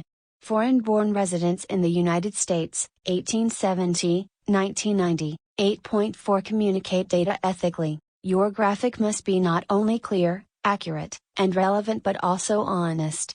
It should not distort its data or their relationships to make a point. For example, the two bar charts in Figure 8.10 display identical data yet seem to send different messages. The full scale in the figure on the left creates a fairly flat slope, which makes the drop in pollution seem small. The vertical scale in the figure on the right, however, begins not at 0 but at 80. When a scale is that truncated, its drawn-out slope exaggerates small contrasts. Graphs can also mislead by implying false correlations. Someone claiming that unemployment goes down when union membership goes down might offer Figure 8.11 as evidence, and indeed, union membership and the unemployment rate seem to move together so closely that a reader might infer they are causally related. But the scale for the left axis in Figure 8.11 differs from the scale for the right axis. The two scales have been deliberately skewed to make the two declines seem parallel. They may be related, but that distorted image doesn't prove it. Graphs can also mislead when the image encourages readers to misjudge values. The two charts in Figure 8.12 seem to communicate different messages even though they represent exactly the same data. These two charts are stacked area charts. Despite their visual differences, they represent the same data. These stacked area charts represent differences in values not by the angles of the lines but by the areas between them. In both charts, the bands for south, east, and west are roughly the same width throughout, indicating little change in the values they represent. The band for the north, however, widens sharply, representing a large increase in the value it represents. In the chart on the left, readers are likely to misjudge the top three bands because they are on top of the rising north band, making those bands seem to rise as well. In the chart on the right, on the other hand, those three bands do not rise because they are on the bottom. Here only the band for the north rises. Figure 8.10. Capital City Pollution Index, 1982, 1994, Figure 8.11. Union membership and unemployment rate, 1993, 1999, Figure 8.12. Representation of color counties among state U undergraduates. Here are 4 guidelines for avoiding visual misrepresentations. Do not manipulate a scale to magnify or reduce a contrast. Do not use a figure whose image distorts values. Do not make a table or figure unnecessarily complex or misleadingly simple. If the table or figure supports a point, state it. Table 8.7. Common graphic forms and their uses. Data. Rhetorical uses bar chart. Compares the value of one variable across a series of items called cases. Creates strong visual contrasts among individual cases, emphasizing comparisons. For specific values, add numbers to bars. Can show ranks or trends. Vertical bars are most common, but bars can be horizontal if cases are numerous or have complex labels. See section 8.3.3.2. Bar chart, grouped or split, compares the value of one variable, divided into subsets, across a series of cases, contrasts subsets within and across individual cases, not useful for comparing total values for cases. For specific values, add numbers to bars. Grouped bars show ranking or trends poorly, useful for time series only if trends are unimportant. See section 8.3.3.2. Bar chart, stacked compares the value of one variable, divided into 2 or more subsets, across a series of cases, best for comparing totals across cases and subsets within cases, difficult to compare subsets across cases. For specific values, add numbers to bars and segments. Useful for time series. Can show ranks or trends for total values only. See section 8.3.3.2. Histogram compares 2 variables, with one segmented into ranges that function like the cases in a bar graph. For example, service, workers continuous variable, whose salary is $05,000, $5 to $10,000, $10 to $15,000. Best for comparing segments within continuous data sets. Shows trends but emphasizes segments. For specific values, add numbers to bars, etc. Segmented variable. Image chart shows value of one or more variables for cases displayed on a map, diagram, or other image. Shows the distribution of the data in relation to pre-existing categories, de-emphasizes specific values. Best when the image is familiar, as in a map or diagram of a process. Pie chart shows the proportion of a single variable for a series of cases, for example, the budget, share variable of U.S. Cabinet Department's cases. Best for comparing one segment to the whole. Useful only with few segments or segments that are very different in size, otherwise comparisons among segments are difficult. For specific values, add numbers to segments. Common in popular venues, frowned on by professionals. See 8.3.3.2. Line graph compares continuous variables for one or more cases, best for showing trends, de-emphasizes specific values. Useful for time series. To show specific values, add numbers to data points. To show the significance of a trend, segment the grid. See 8.3.3.3. Area chart compares 2 continuous variables for one or more cases, shows trends, de-emphasizes specific values. Can be used for time series. To show specific values, add numbers to data points. Areas below the lines add no information and will lead some readers to misjudge values.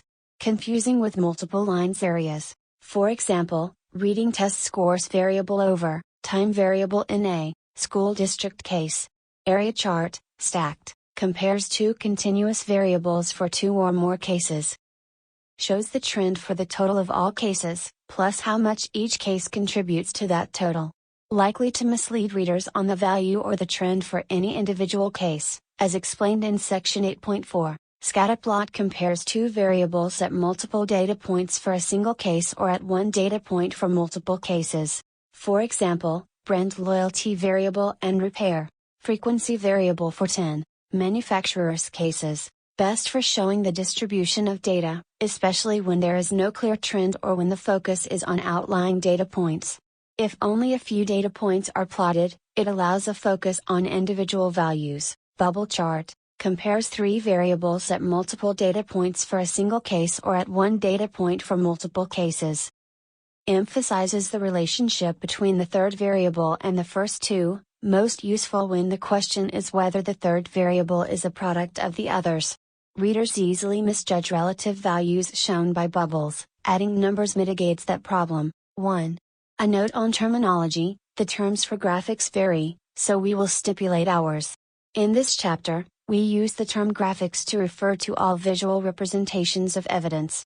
Another term sometimes used for such representations is illustrations. Traditionally, graphics are divided into tables and figures. A table is a grid with columns and rows that present data in numbers or words organized by categories. Figures are all other graphic forms, including graphs, charts, photographs, drawings, and diagrams. Figures that present quantitative data are divided into charts, typically consisting of bars, circles, points, or other shapes, and graphs, typically consisting of continuous lines. For a survey of common figures, see Table 8.7. 9. Revising your draft. 9.1 Check for blind spots in your argument. 9.2 Check your introduction, conclusion, and claim. 9.3 Make sure the body of your report is coherent. 9.4 Check your paragraphs. 9.5 Let your draft cool, then paraphrase it. Some new researchers think that once they have a draft, they're done. Thoughtful writers know better. They write a first draft not for their readers but for themselves, to see whether they can make the case they hope to. Then they revise their draft until they think it meets the needs and expectations of their readers. That's hard, because we all know our own work too well to read it as others will. To revise effectively, you must know what readers look for and whether your draft helps them find it. To that end, our advice may seem mechanical. But only when you can analyze your draft objectively can you avoid reading into it what you want your readers to get out of it. We suggest revising from the top down, first the outer frame, then overall organization, then sections, paragraphs, sentences, and finally stylistic issues such as spelling and punctuation. Of course, no one revises so neatly. All of us fiddle with words as we move paragraphs around and reorganize as we revise a sentence.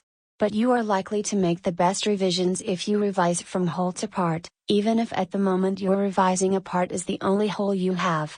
Many experienced researchers find that they can edit hard copy more reliably than they can edit text on their computer screen.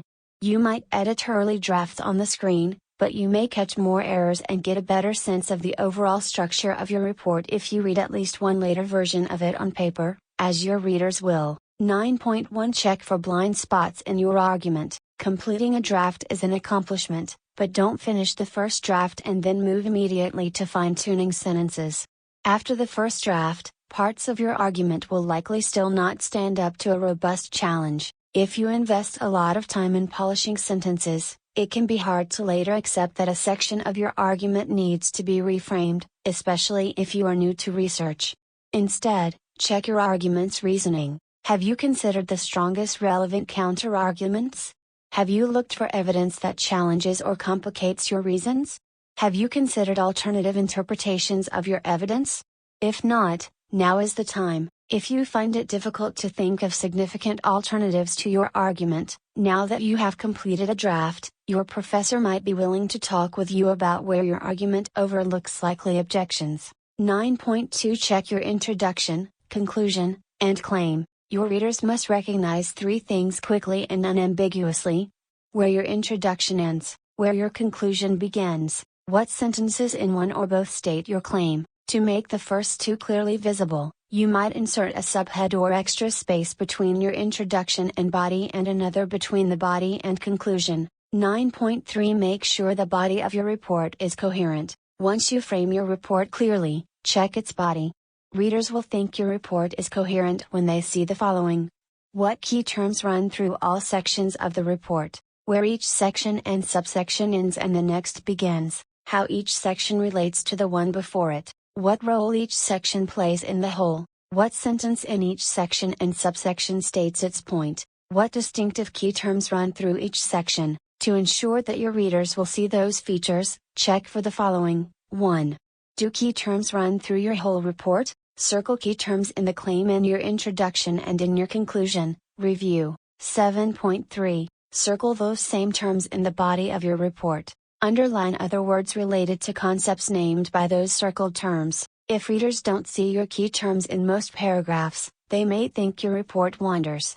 Revise by working those terms into parts that lack them. If you underlined many more words than you circled, be sure that readers will recognize how the underlined words relate to the concepts named in your circled key terms. If readers might miss the connections, change some of those related words to the key terms. If you really did stray from your line of reasoning, you have some serious revising to do. 2. Is the beginning of each section and subsection clearly signaled? You can use subheads to signal transitions from one major section to the next. In a long paper, you might add an extra space at the major joints. If you have a problem deciding what words to use in subheads or where to put them, your readers will have a bigger one, because they probably won't see your organization. 3. Does each major section begin with words that signal how that section relates to the one before it? Readers must not only recognize where sections begin and end but also understand why they are ordered as they are. Signal the logic of your order with words such as consequently, in contrast, more importantly, some have objected that, and so on. 4. Is it clear how each section is relevant to the whole of each section? Ask what question does this section answer? If it doesn't help to answer one of the 5 questions whose answers constitute an argument, think about its relevance. Does it create a context, explain a background concept or issue, or help readers in some other way? If you can't explain how a section relates to your claim, consider cutting it. 5. Is the point of each section stated in a sentence at the end of a brief introduction to that section? If you have a choice, state the point of a section at the end of its introduction. Under no circumstances bury the point of a section in its middle. If a section is longer than 4 or 5 pages, you might restate the point at its end. 6.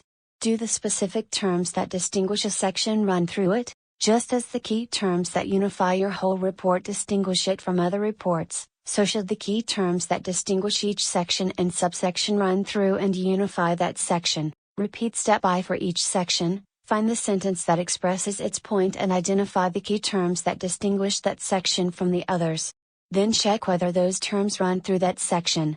If you find no key terms, then your readers might not see what distinct ideas that section contributes to the whole. 9.4 Check your paragraphs. Each paragraph should be relevant to the point of its section. And like sections, each paragraph should have a sentence or two introducing it, usually stating its point and including the key concepts that the rest of the paragraph develops. If the opening sentences of a paragraph don't state its point, then its last one should. Order your sentences by some principle and make them relevant to the point of the paragraph.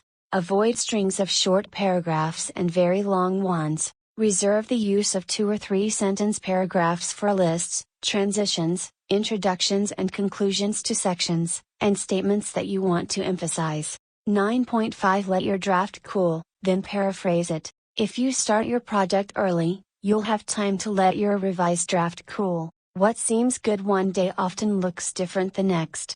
When you return to your draft, don't read it straight through, skim its top-level parts, its introduction, the first paragraph of each major section, and the conclusion. Then, based on what you have read, paraphrase it for someone who hasn't read it. Does the paraphrase hang together? Does it fairly sum up your argument? Even better, ask someone else to skim your report by reading just its introduction and the introduction to each major section. How well that person summarizes your report will predict how well your readers will understand it. Finally, always revise in light of a teacher's or advisor's advice. Not only would you annoy anyone who takes time to read a draft and make suggestions only to see you ignore them, but you would pass up an opportunity to improve your report. That doesn't mean you must follow every suggestion, but you should consider each one carefully. 10. Writing your final introduction and conclusion. 10.1 Draft your final introduction. 10.1.1 Establish a brief context of prior research.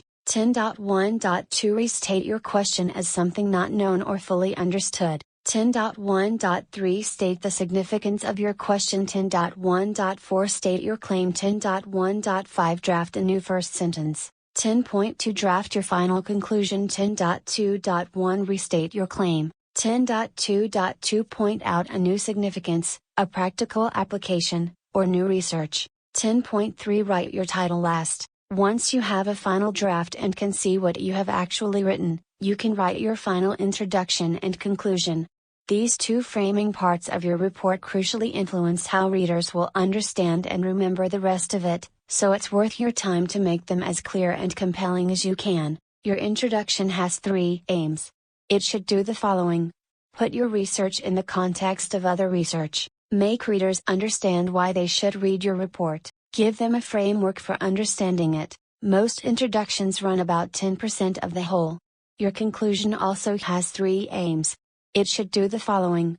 Leave readers with a clear idea of your claim. Make readers understand its importance. Suggest further research. Your conclusion should usually be shorter than your introduction. 10.1 Draft your final introduction. Different fields seem to introduce reports in different ways, but behind most of them is a pattern with the 4 parts described in 6.2.2. 1. Opening context or background. When this summarizes relevant research, it's called a literature review that puts your project in the context of other research and sets up the next step. Keep it short. 2. A statement of your research question. This is typically a statement of what isn't known or understood or of what is flawed about the research you cited in step 1. It often begins with but, however, or in other words signaling a qualification. 3. The significance of your question. This answers so what? It is key to motivating your readers. 4. Your claim. This answers your research question expressed in step 2.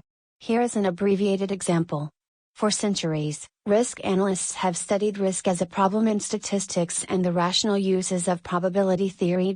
Context But risk communicators have discovered that ordinary people think about risk in ways that seem unrelated to statistically based probabilities. Question Until we understand how non-experts think about risk, an important aspect of human cognition will remain a puzzle. Significance It appears that non-experts judge risk by visualizing worst-case scenarios, then assessing how frightening the image is. Claim 10.1.1 Establish a brief context of prior research. Not every report opens with a survey of research.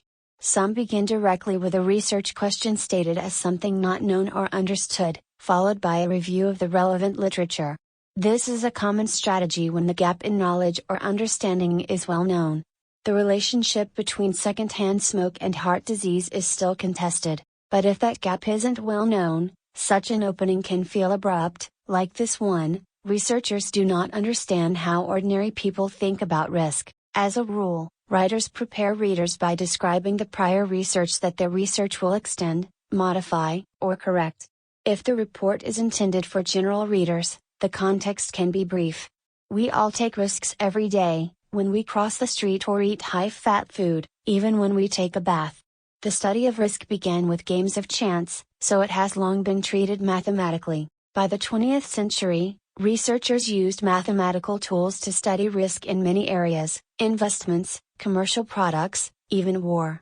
As a result, most researchers think that risk is a statistically quantifiable problem and that decisions about it should be rationally based. In a report intended for other researchers, this opening context typically describes the specific research that the report will extend or modify. It is important to represent this prior research fairly, so describe it as those researchers would. Ever since Girolamo Cardano thought about games of chance in quantitative terms in the 16th century, risk has been treated as a purely mathematical problem. Analyses of risk significantly improved in the 17th century when Pascal, Leibniz, and others developed the calculus. In the 20th century, researchers widened their focus to study risk in all areas of life: investments, consumer products, the environment, even war.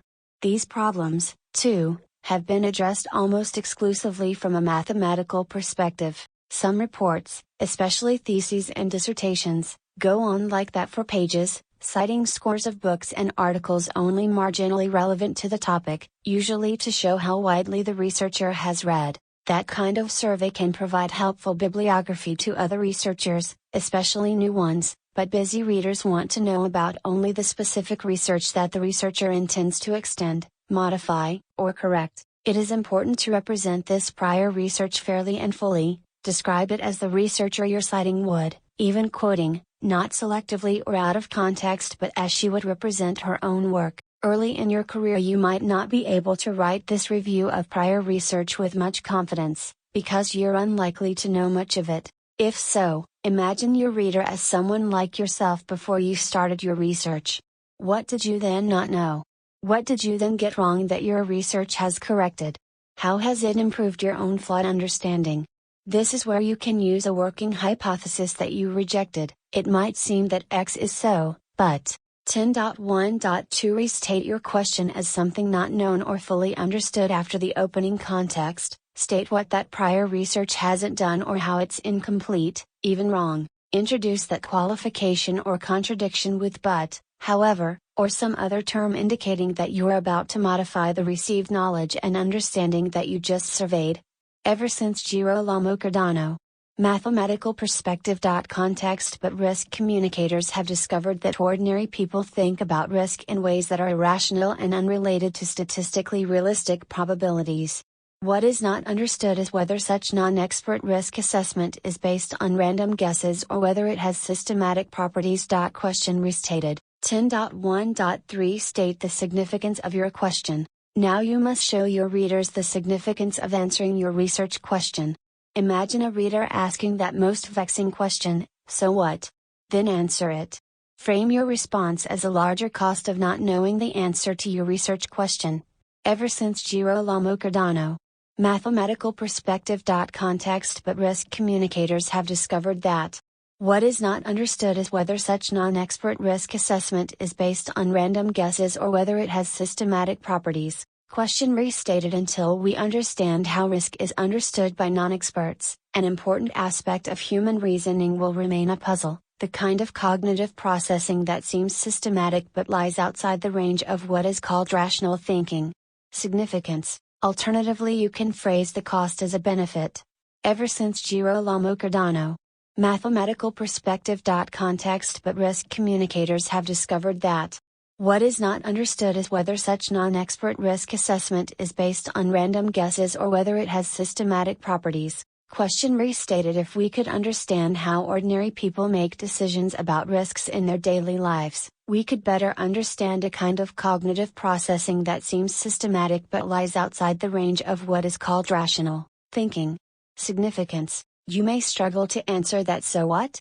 It is a problem that only experience can solve, but the fact is, even experienced researchers can be vexed by it. 10.1.4 State your claim. Once you state that something isn't known or understood and why it should be, readers want to see your claim, the answer to your research question.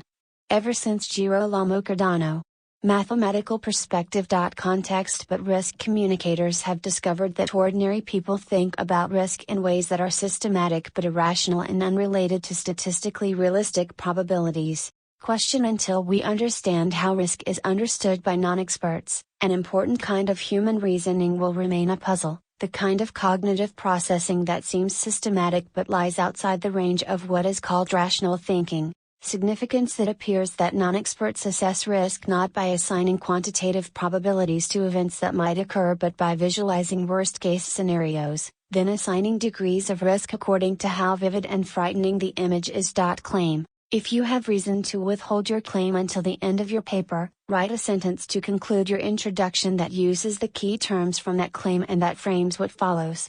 It appears that non-experts assess risk not by assigning quantitative probabilities but by systematically using properties of their visual imagination. Promise of claim. Those 4 steps may seem mechanical, but they constitute the introductions to most research reports in every field, both inside the academic world and out. As you read your sources, especially journal articles, watch for that 4-part framework. You will not only learn a range of strategies for writing your own introductions but better understand the ones you read. 10.1.5 Draft a new first sentence. Some writers find it so difficult to write the first sentence of a report that they fall into cliches. Avoid these. Do not repeat the language of your assignment. Do not quote a dictionary definition. Webster defines risk as. Do not pontificate. For centuries, philosophers have debated the burning question of, if you want to begin with something livelier than prior research, try one or more of these openers. 1. A striking quotation. As someone once said, calculating risk is like judging beauty, it's all in the eye of the irrational beholder. 2. A striking fact. Many people drive rather than fly because the vivid image of an airplane crash terrifies them, even though they are many times more likely to die in a car crash than a plane wreck. 3. A relevant anecdote. George Miller always drove long distances to meet clients because he believed that the risk of an airplane crash was too great. Even when he broke his back in an automobile accident, he still thought he had made the right calculation. At least I survived. The odds of surviving an airplane crash are 0. You can combine all three. As someone once said, calculating risk is like judging beauty, it's all in the eye of the irrational beholder. For example, many people drive rather than fly because the vivid image of an airplane crash terrifies them, even though they are more likely to die in a car crash than a plane wreck. Because of this sort of irrational thinking, George Miller always drove long distances to meet clients because he believed that the risk of an airplane crash was too great. Even when he broke his back in an automobile accident, he still thought he had made the right calculation. At least I survived. The odds of surviving an airplane crash are 0. Be sure to include in these openers terms that refer to the key concepts you'll use when you write the rest of the introduction. In this case, they include calculating, risk, vivid image, irrational, more likely. Now the warning: before you write a snappy opening, be sure that others in your field use them. In some fields they're considered too journalistic for serious scholarship. 10.2 Draft your final conclusion. If you have no better plan, build your conclusion around the elements of your introduction, in reverse order. 10.2.1 Restate your claim. Restate your claim early in your conclusion, more fully than in your introduction. Ordinary people make decisions about risk not on a rational or quantifiable basis but on the basis of at least 6 psychological factors that not only involve emotion but systematically draw on the power of visual imagination. At this point you're probably sure what your claim is, but even so, take this last chance to rephrase it to make it as specific and complete as you can. 10.2.2 Point out a new significance, a practical application, or new research. After stating your claim, remind readers of its significance, or better, state a new significance or practical application of your claim. These findings suggest a hitherto unsuspected aspect of human cognition, a quantitative logic independent of statistical probabilities involving degrees of precision or realism in visualization. Once we understand this imaginative but systematic assessment of risk, it should be possible for risk communicators to better explain risk in everyday life. Finally, suggest further research. This gesture suggests how the community of researchers can continue the conversation. It mirrors the opening context. Although these factors improve our understanding of risk, they do not exhaust the human factors in judgments of it. We must also investigate the relevance of age, gender, education, and intelligence.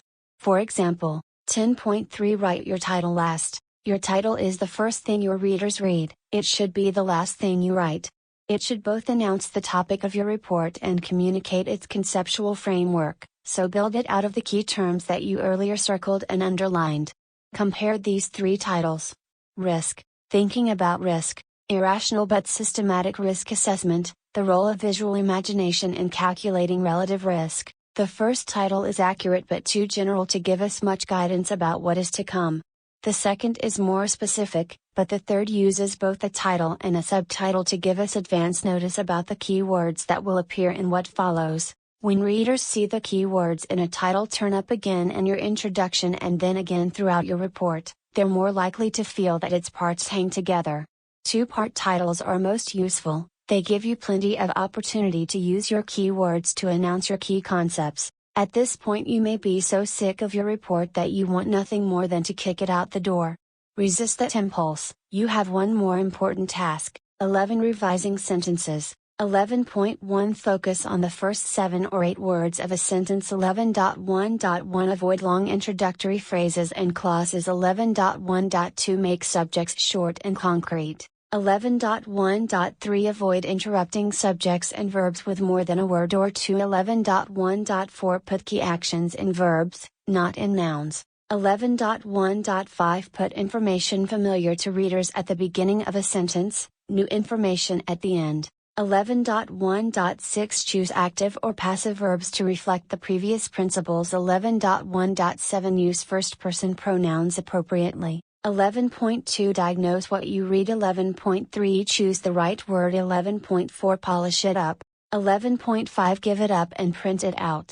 Your last big task is to make your sentences as clear as your ideas allow.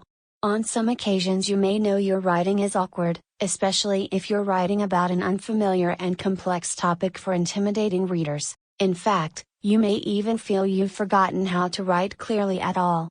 You need a plan to revise sentences that you can see need help, but even more, you need a way first to identify those that you think are fine but that readers might think are not. We can't tell you how to fix every problem in every sentence, but we can tell you how to deal with those that most often afflict a writer struggling to sound like a serious scholar, a style that most experienced readers think is just pretentious. Here is a short example. 1a.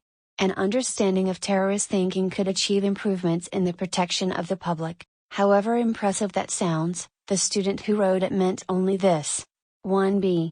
If we understood how terrorists think, we could protect the public better. To diagnose 1a and revise it into 1b, however, you must know a few grammatical terms: noun, verb, active verb, passive verb, whole subject, simple subject, main clause, subordinate clause. If they're only a dim memory, skim a grammar guide before you go on. 11.1 Focus on the first 7 or 8 words of a sentence. Just as the key to a clearly written report, section, or paragraph is in its first few sentences, so is the key to a clearly written sentence in its first few words. When readers grasp those first 7 or 8 words easily, they read what follows faster, understand it better, and remember it longer. It is the difference between these two sentences. 2a. The Federalists' argument in regard to the destabilization of government by popular democracy arose from their belief in the tendency of factions to further their self-interest at the expense of the common good. 2b. The Federalists argued that popular democracy destabilized government, because they believed that factions tended to further their self-interest at the expense of the common good. To write a sentence like 2b, or to revise one like 2a into 2b, follow these 7 principles. Avoid introducing more than a few sentences with long phrases and clauses. Get to the subject of your sentence quickly. Make subjects short and concrete, ideally naming the character that performs the action expressed by the verb that follows. Avoid interrupting the subject and verb with more than a word or two. Put key actions in verbs, not in nouns. Put information familiar to readers at the beginning of a sentence, new information at the end. Choose active or passive verbs to reflect the previous principles. Use first-person pronouns appropriately. Those principles add up to this: readers want to get past a short, concrete, familiar subject quickly and easily to a verb expressing a specific action. When you do that, the rest of your sentence will usually take care of itself. To diagnose your own writing, look for those characteristics in it. Skim the first 7 or 8 words of every sentence. Look closely at sentences that don't meet those criteria, then revise them as follows. 11.1.1 Avoid long introductory phrases and clauses. Compare these two sentences. 3a. In view of claims by researchers on higher education indicating at least one change by most undergraduate students of their major fields of study, first-year students seem not well informed about choosing a major field of study. 3b. Researchers on higher education claim that most students change their major field of study at least once during their undergraduate career. If that is so, then first-year students seem not well informed when they choose a major. Most readers find 3a harder to read than 3b, because it makes them work through a 24-word phrase before they reach its subject. In the two sentences in 3b, readers immediately start with the subject, researchers, or reach it after a very short clause. If that is so, the principle is this: start most of your sentences directly with their subjects. Begin only a few sentences with introductory phrases or clauses longer than 10 or so words. You can usually revise long introductory phrases and subordinate clauses into separate independent sentences as in 3b. 11.1.2 Make subjects short and concrete. Readers must grasp the subject of a sentence easily, but they can't when the subject is long, complex, and abstract. Compare these two sentences. 4a. A school system's successful adoption of a new reading curriculum for its elementary schools depends on the demonstration in each school of the commitment of its principal and the cooperation of teachers in setting reasonable goals. 4b.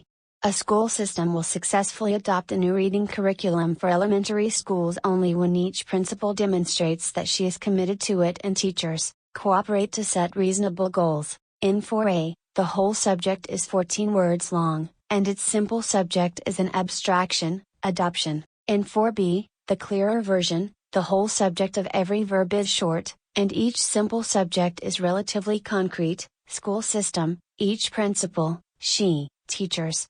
Moreover, each of those subjects performs the action in its verb, system will adopt, principal demonstrates, she is committed, teachers cooperate. The principle is this: readers tend to judge a sentence to be readable when the subject of its verb names the main character in a few concrete words, ideally a character that is also the doer of the action expressed by the verb that follows. But there's a complication: you can often tell clear stories about abstract characters. 5.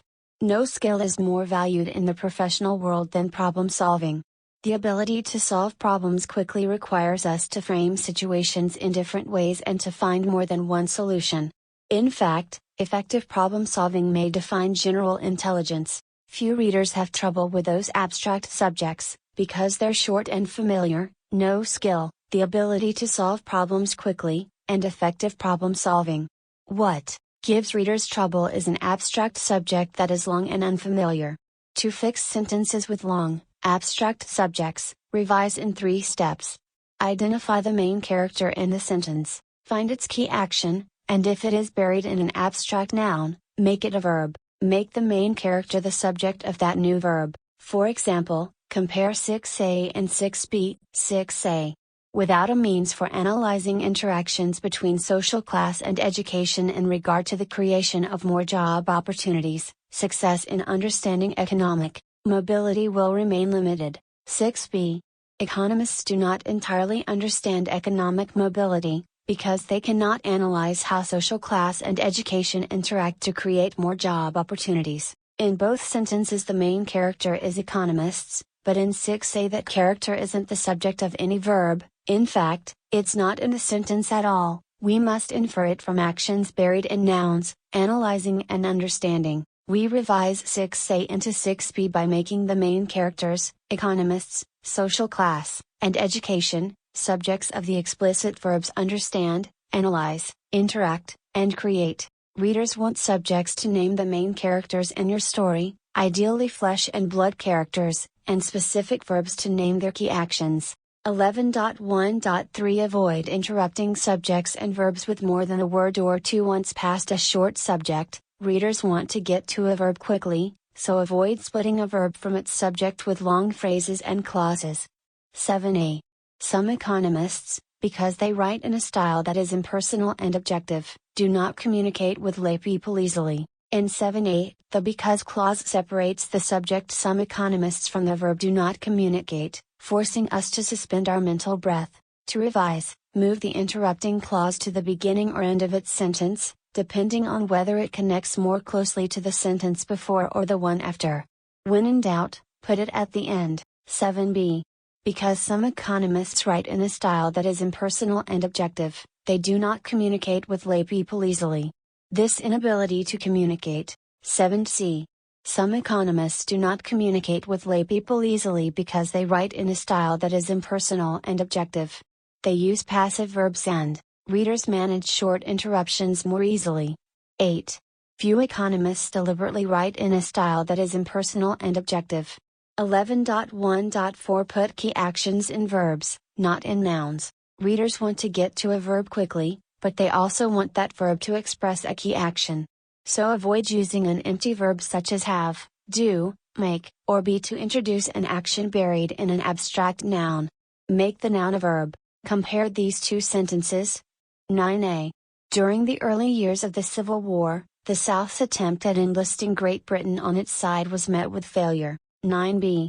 During the early years of the Civil War, the South attempted to enlist Great Britain on its side but failed. In 9a, 3 important actions aren't verbs but nouns: attempt, enlisting, failure.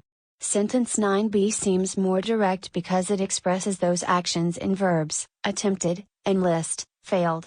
11.1.5 Put information familiar to readers at the beginning of a sentence, new information at the end. Readers understand a sentence most readily when they grasp its subject easily, and the easiest subject to grasp is not just short and concrete but also familiar. Compare how the second sentence in each of the following passages does or doesn't contribute to a sense of flow. 10a. New questions about the nature of the universe have been raised by scientists studying black